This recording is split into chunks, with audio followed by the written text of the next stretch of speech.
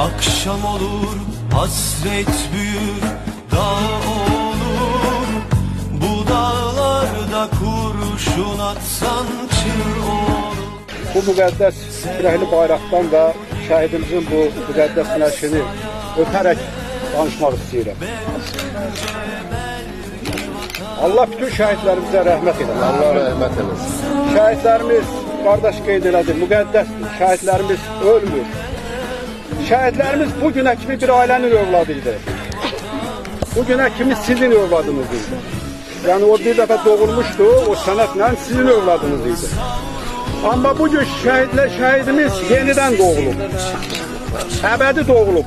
Millətimiz və vətənimiz üçün əbədi doğulub bugün. Onun doğum günüdür, ikinci doğum günüdür. Səbirli olun. Allah köməyiniz olsun. Allah bütün şəhidlərimizə rəhmət eləsin. Amin. Yangın ki ciğer ciğer kavrulur. Bir yangın ki kardeş kardeş vurur. Belki kalbim bir bayrağa kan olur. Gülümse annem.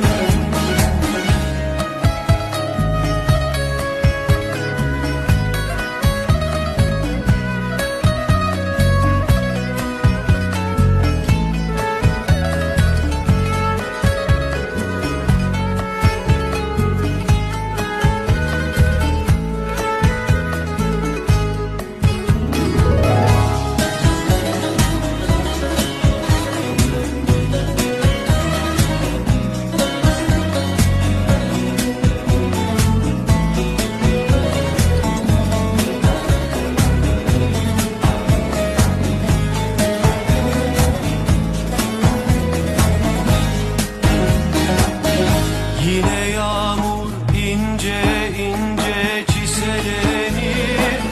Yine toprak yazı gelince çiçeklenir. Sen beni hep rüyalarda gör annem. Gör ki kalbim bir mezar. Başın sağ olsun qardaş. Bu qazi bayrağı, yəni sana deyilib şəhid üçün ən qiymətli bir hədiyədir. Yarını ki bulursan, ömür boyu saxlayacaq sonra nəriməli üçün, nəsrələri üçün, bütün nəsrə üçün ən qiymətli bir hədiyyə. Başın sağ olsun, səni bağınıza basırıq, vətən sağ olsun. Belki sesim çığlık çığlık duyulur. Belki yavrum bir tabuta koyulur. Üzülme annem. Bir yangın ki ciğer ciğer kavrulur. Bir yangın ki kardeş kardeş vurur.